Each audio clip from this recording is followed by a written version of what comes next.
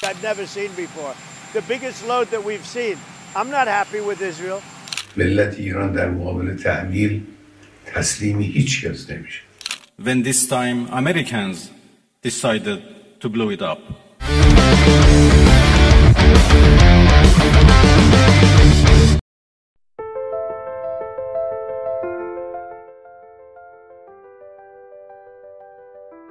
Saat dua ledakan terdengar di Teheran, Donald Trump justru merasa dihianati oleh Netanyahu. Ledakan itu terjadi beberapa saat setelah pengumuman gencatan senjata antara Iran dan Israel. Trump menelpon Netanyahu dan memintanya agar tidak menyerang Iran. Serangan itu akan dikurangi secara signifikan dan tidak akan mengenai sejumlah besar target, tetapi hanya menyerang satu target. Trump merasa sangat kesal dan mungkin dihianati oleh Netanyahu setelah Israel melancarkan serangan terhadap Iran yang melanggar gencatan senjata. Saat Presiden AS bersiap terbang ke Eropa untuk menghadiri pertemuan puncak NATO, ia menyampaikan kepada wartawan tentang rasa frustasinya karena Israel dan Iran telah melanggar ketentuan perjanjian gencatan senjata mereka hanya beberapa jam setelah diumumkan. I've never seen before. The biggest load that we've seen. I'm not happy with Israel. You know, when I say, okay, now...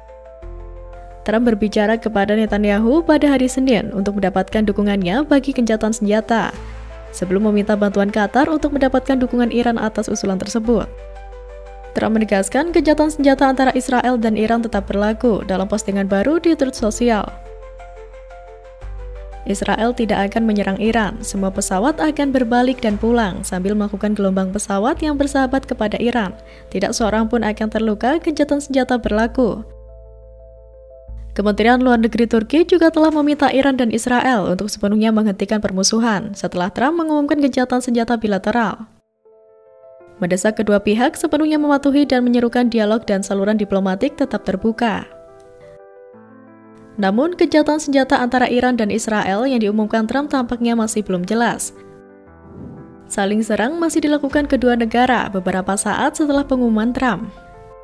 Setelah Israel menyerang Teheran pada Selasa pagi, media Iran melaporkan militernya menembakkan gelombang rudal kelima ke Israel.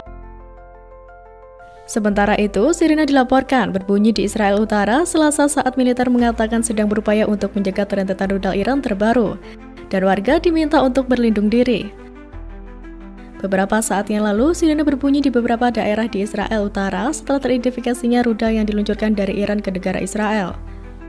Kata tentara Israel dalam sebuah pernyataan seraya menyebut pihaknya masih beroperasi untuk menjaga dan menyerang jika diperlukan untuk menghilangkan ancaman.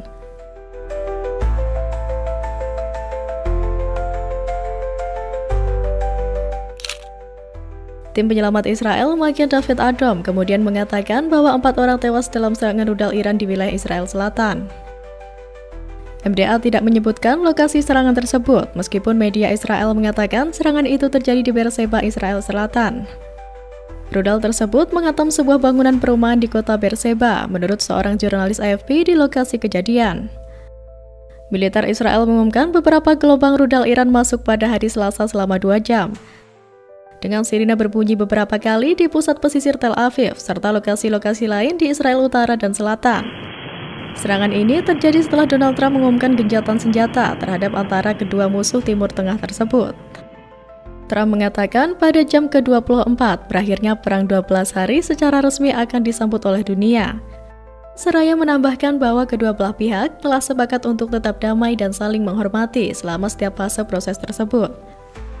Namun, Menteri Luar Negeri Iran Abbas Araghchi mengatakan sampai saat ini tidak ada kesepakatan mengenai gencatan senjata atau penghentian operasi militer. Kini korban Israel terus bertambah. Data Kementerian Kesehatan Israel menunjukkan 23 orang mengalami luka parah, 107 luka sedang, dan 2.555 luka ringan, yang mengkhawatirkan 119 orang mengalami kegilaan atau trauma psikologis.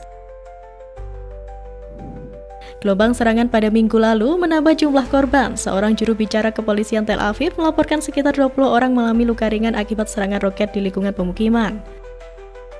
Roket menghantam beberapa bangunan di lingkungan Ramat Aviv, dekat pusat perbelanjaan dan sekolah.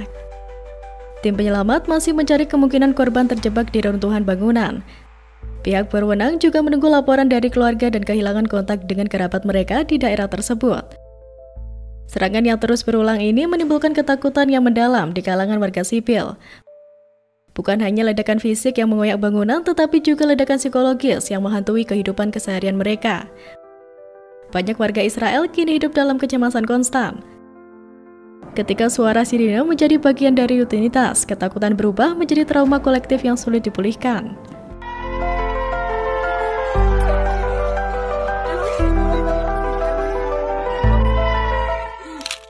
Dan dari pihak Iran sendiri tidak ada tanda-tanda mereda, justru tekad untuk terus menghantam Israel semakin kuat terdengar. Jenderal militer tertinggi Iran bersumpah untuk terus melanjutkan serangan pembalasan terhadap Israel dengan kekuatan penuh, hingga Netanyahu dibuat benar-benar tidak berdaya dan bertekuk lutut. Dalam pernyataan video, seperti dilansir Press TV Selasa kemarin, Mayor Jenderal Abdul Rahim Mousavi, yang menjabat Kepala Staf Angkatan Bersenjata Iran, menegaskan operasi pembalasan terhadap Israel, yang diberi nama Operation True Promise 3, akan terus berlanjut tanpa gangguan.